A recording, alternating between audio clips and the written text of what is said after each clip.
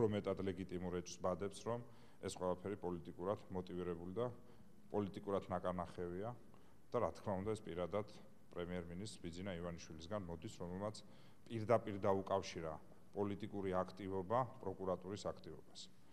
მაგრამ დღეს რაც მოხდა, ჩემის აზრით, ძალიან საფრთხილოა, ვინაიდან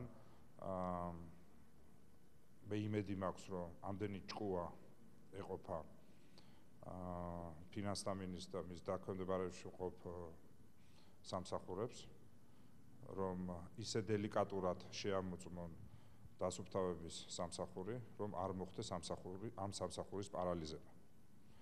შეგახსენებთ, რომ ეს არის კომპანია, რომელიც ახორციელებს თბილისის დასუფთავებას, ანუ პასუხისმგებელია ქალაქის სისუფთავეზე და ნებისმიერი შეფერხება, ამას ყოველგვარი გადაჭარბების გარეშე ვამბობ, იქნება ახმლი როგორც თბილისელების წინააღმდეგ გადადგმული საბოტაჟი.